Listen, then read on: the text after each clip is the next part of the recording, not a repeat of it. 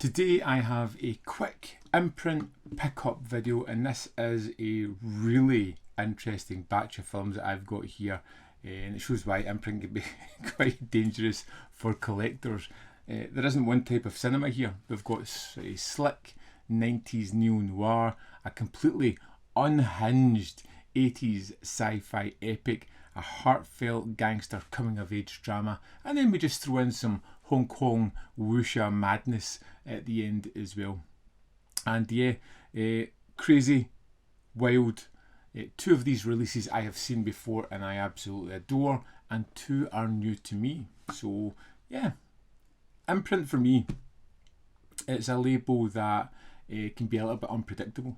Some labels have a very clear line as to what they're going to release, and I think Imprint are a little bit harder to pin down.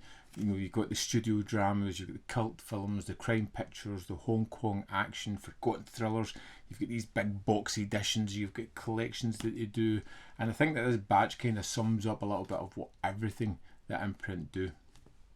And yeah, let's dive in and have a look at some of these titles. So these are all 4K releases as well. So first up we have the Wachowskis' Bound, which is one of those films that I discovered way back.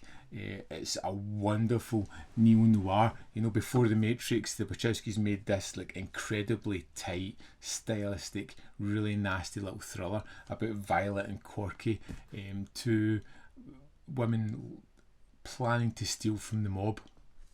It's one of those films that is beautifully simple and just really executed incredibly well.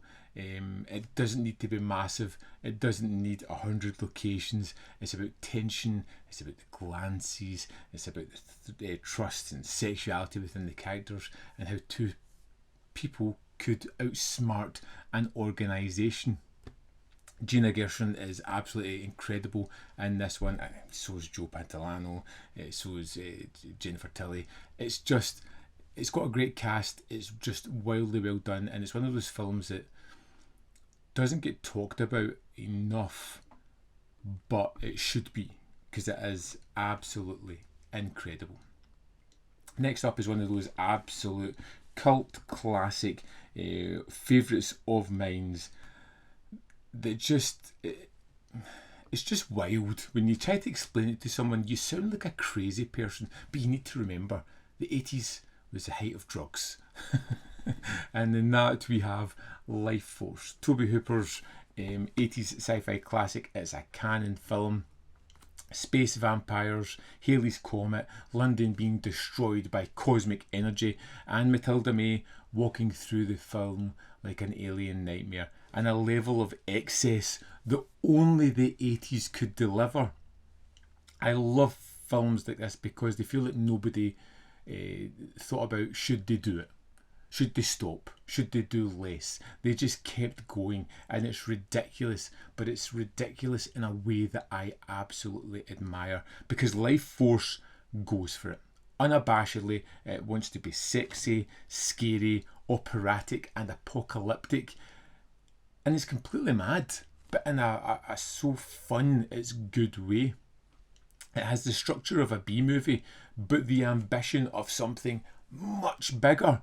You can feel Canon trying to make like a blockbuster out of pulp material, and that's what makes the film so special for me. I also want to see the big effects, the London chaos, the space imagery on 4K as well. Remember one thing, if you haven't seen Lifeforce isn't just a film, it's an experience. Possibly a deranged experience, but it's still an experience. That's the two titles that I have seen. There is one title I have here that I don't know why I haven't seen. I have came across it many times in my life. I've just never watched it. When I was visiting the video shops back in the 90s, this was kind of everywhere, and it is A Bronx Tale, again on 4K. This is Robert De Niro's directorial debut, based on a Chaz Palminteri story, and it's one of those films that got scripted in with gangster cinema, but it's not really a gangster film. It's about a young boy growing up in the Bronx being pulled between two different father figures, and I don't know why I never saw it. It's got De Niro, it's got Palminteri, and it has this wonderful reputation, and it's one of those things that's it's about time that I got round to seeing it. So I will be checking this one out pretty soon. And then to wrap this setup, we have the Swordsman collection from 1990, 92 and 93. This is Troy Hark involved. I'm not sure if he's the director or if he is just the producer on this. It's Golden Princess Wuxia Cinema. Troy Hark's going to bring some crazy energy. Checking out the trailer, it looks super fun, super energetic, and just one of those ones that is going to be entertaining and fun.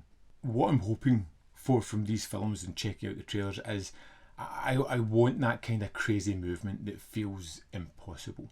I want characters with names that sounds like legend. I want the betrayals and the hidden scrolls and the flying fighters and the emotional intensity and that incredible swordplay that feels halfway between martial arts and pure magic.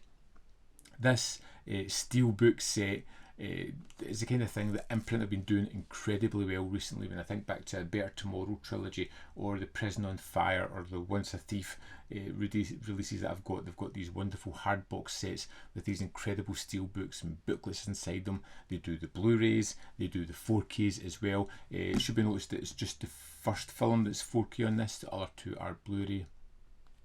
But still, it just gives me that kind of that impetus to just throw on and just enjoy all three of these back to back, because they just look like an incredible amount of fun. And that's what I like about this sort of batch of pickups. Everything here seems to scratch a different itch. You know, you've got Bound, which is sharp, sexy, and a controlled neo-noir. Lifeforce, which I've said is an experience, a mad cult spectacle. A Bronx Tale, which is a kind of emotional driven actor driven drama, and then the Swordsman, which is big budgeted Hong Kong wuxia, or at least that's what I'm hoping for. It's a strong spread. It's also why I quite enjoy getting these kind of crazy additions and wonderful additions to the collection. Looking at these four titles or these four sets, I can honestly, the first one I think I'm going to throw in is Lifeforce. I feel like I need some more of that craziness in my life, and that's what I'm probably going to go to first. But I'd love to know if you've seen any of these movies, if you've picked up any of these titles. Do any of them jump out at you? If you had these, what would you throw on first? I want to know your comments, so drop me a comment in the comment box below. As always, there is more content up here. You can see more of my stuff. In the description box below are links to Patreon, membership program, manvfilm.com, always in which you could support me. Thanks for watching, and I'll see you next time.